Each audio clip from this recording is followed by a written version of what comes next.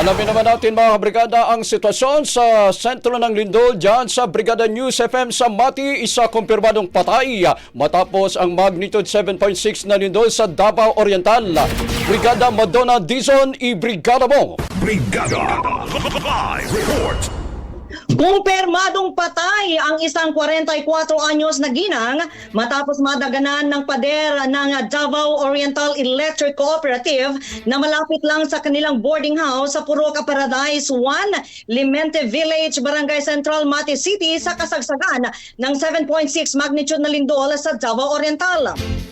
Maliban sa nasawi, may mga nai-report ding landslide, mga gumuhong bahay, nagkabitak-bitak na lupa at natumbang mga poste ng kuryente na nagresulta ng blackout sa buong probinsya. Kanselado na rin ang mga klase at trabaho at agad pinauwi ang lahat.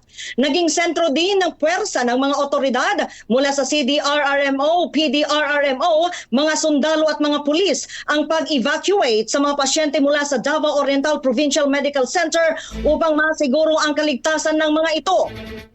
Una nang isinailalim sa tsunami alert ang mga baybayin ng Davao Oriental. Ngunit malaking pasasalamat naman ng mga Oriental Davaoeños dahil walang kakaibang kilos mula sa mga karagatang nahaharap sa Dagat Pasipiko.